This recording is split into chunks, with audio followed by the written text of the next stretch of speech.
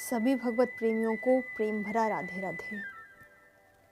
ठाकुर जी की कृपा से आप सब अपने अपने घरों में कुशल मंगल होंगे, ऐसी ठाकुर जी से कामना करते हैं।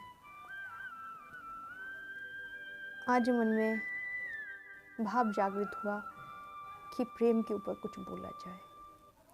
प्रेम क्या है? वैसे तो जो प्रेम करता है प्रेमी है।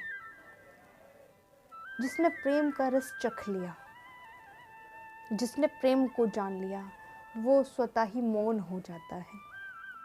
लेकिन फिर भी कोई कहे कि प्रेम को शब्दों में बयां करूं, तो सीधा सा अर्थ है, प्रेम का सीधा सा अर्थ गोपियां है। गोपी प्रेम की ध्वजा। हमारे यहाँ कहते हैं ना, कहा गया है कि गोपी प्रेम की ध्वजा। जब हम मंदिरों में जाते हैं तो मंदिर के जब कपाट बंद होते हैं, द्वार बंद होते हैं, हम किसी मंदिर में पहुँचे तो पट हमें बंद पाया, तो हम लोग क्या करते हैं? हम जो मंदिर का शिखर है, मंदिर की जो ध्वजा है, उसे प्रणाम करते हैं। गोपी प्रेम की ध्वजा। तो वो जो शिखर है, जो उसके ऊपर झंडी लगी रहती है, वो प्रेम का प्रतीक है, वो गोपियों का प्रतीक है। यदि हमने उसे प्रणाम कर लिया तो मानो हमें ठाकुर के दर्शन प्राप्त हो गए, हमने ठाकुर को प्रणाम कर लिया। कहा जाए तो प्रेम का सीधा सा अर्थ ठाकुर है ना। भगवान का दूसरा नाम प्रेम ही है ना। तो गोपियों से ठाकुर बहुत प्रेम करते हैं। क्यों करते हैं? क्योंकि गोपियां ठाकुर से बहुत प्रेम करती हैं। कृष्ण प्रेम का विषय है और गोपियां प्रेम का आश्रय है। तभी तो गोपियां ठाकुर के आगे पीछे लगी रहती हैं, ठाकुर जी गोपियों के आगे पीछे लगे रहते हैं। बड़ा सुंदर, गोपियों के बहुत सुंदर सुंदर भाव है। एक गोपी प्रातःकाल की वेला में दही चला रही थी, मठा चला रही थी। मन में इच्छा जागृत हुई कि वो नंद को छोरा बहुत दिन से नहीं मिला है। तो गोपी मन में याद कर रही थी कृष्ण को। उसी समय वो नंद को छोरा वहां पे प्रकट है। वो कैसे है? वो क्योंकि गोपी कृष्ण से प्रेम करती है और प्रेम में किसी को बताना नहीं पड़ता। प्रेम की जब लगन लग जाए, प्रेम जब हमारे चरम पे पहुंच जाए, तब ऐसा होता है। आपने अनुभव किया होगा, यदि हम किसी को याद करें, हम तो साधारण जीव हैं, हम किसी को याद करते हैं तो जिससे हम बहुत प्रेम करते हैं, सोचो हम उसको याद करते हैं तो कभी कभी ऐसा होता है कि वो हमारे सामने आ जाता है या उसका कॉल आ जाता है ना। उसी प्रकार ये गोपी कृष्ण को याद कर रही थी और उसी समय कृष्ण वहां पे प्रकट हो गए। कृष्ण ने आके कहा, अभी मैं जल्दी में हूँ, मैं कल आऊँगा। गोपी बड़ी प्रसन्न हुई, अरे वाह, आज तो मैं ठाकुर की आने की सब तैयारी करूँगी, कल मेरो कृष्ण मुझसे मिलने आएगो, मेरो प्रियतम मुझसे मिलने आवेगो, है ना। अब तो गोपी बड़ी सुंदर 16 श्रृंगार करके तैयार हुई। घर को सुंदर चौका गोबर से लीपो, माटी से लीपो है और निहार रही है। कभी समय देखते है, कभी द्वार पे जावे, कभी झरोकन ते झाके कि कृष्ण आ रहो हो। लेकिन क्या होता है, बाट निहारते निहारते, तकते तकते उस गोपी को निद्रा आ जाती है और जैसे ही नींद आती है उतने में बाल कृष्ण लाल उस गोपी के प्रांगण में द्वार पे आते हैं और वह गोपी को सोते हुए देख कृष्ण वहां से चले जावे। और जैसे ही कृष्ण वहां से जामे, गोपी की निद्रा खुल जावे। गोपी की जैसी निद्रा खुले तो देखे, तो क्या देखे है, घर के आंगन में जो गोपी ने गोबर से चौका लीपो हतो, वहां पे छोटे छोटे से पद चिन्ह बने हैं,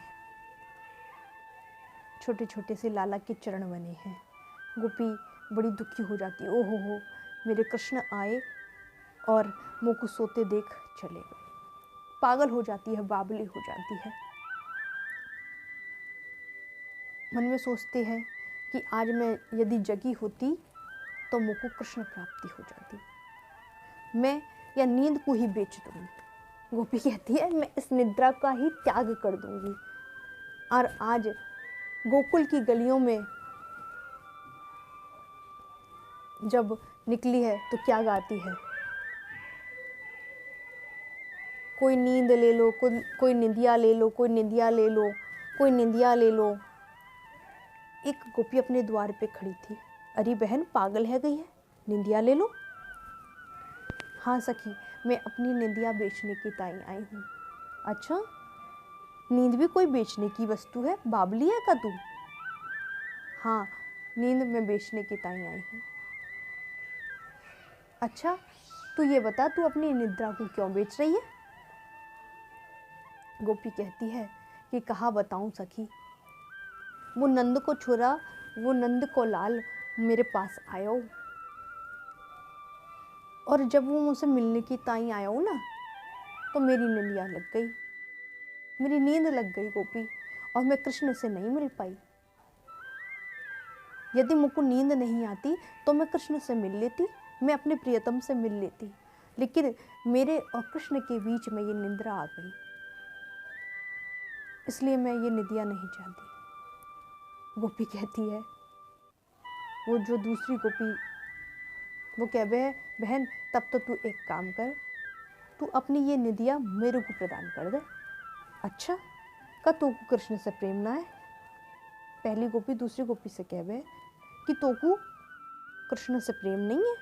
वो गोपी कहवे, सखी प्रेम तो से भी ज़्यादा है। अरे मैं तो से भी ज़्यादा कृष्ण से प्रेम करूं तो फिर? वो कहती है कि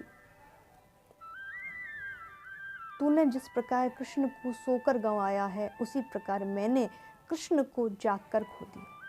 अच्छा, अरे सखी तो को कहा बताऊं बहन, मैं सो रही थी और नींद में मेरे कृष्ण आ गए, और जब नींद में कृष्ण आए तो मैं कृष्ण को पकड़ने के लिए उठी तो मेरी निद्रा खुल गई, और देखो तो सामने वो प्रियतम, वो प्राण प्रियतम वो को छोड़ के चले गए।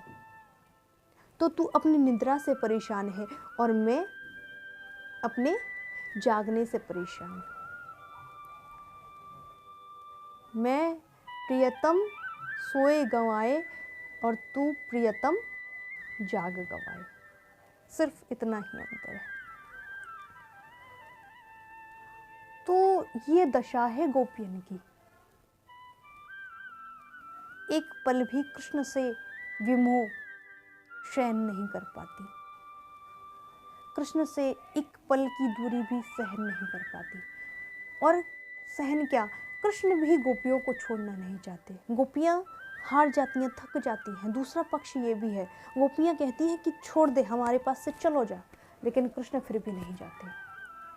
क्या कहती हैं गोपियाँ? हमारे ब्रज में बड़ा सुंदर भाव गामे हैं कि अरी माई शाम लगा संग डोले, मेरी माई शाम लगा संग डोले, जब जाऊं मैं दही बेचन को, जब जाऊं सखी दही बेचन को, कुंजन में मोह घेरे, शाम लगो संग डोले। बड़ा सुंदर भाव है, परमानंद जी का बहुत सुंदर भाव है ये। तो प्रेम यदि सीखना है तो गोपियों से सीखो, यदि प्रेम करना है तो संसार से मत करो, प्रेम करो तो कृष्ण से करो, प्राण प्रियतम से करो, जिसके लिए हम संसार में आए हैं उससे करो। और यदि हमें प्रेम हो गया, यदि वो श्याम सुंदर एक पल के लिए भी हमें उसके प्रति आकर्षण हुआ, मोह हुआ, तो शायद हमारा जीवन सुधर जाए, वो नंद का छोरा हमारे हृदय में आके विराजमान हो जाए। तो प्रेम श्री ठाकुर जी से करो, संसार से मत करो। राधे राधे।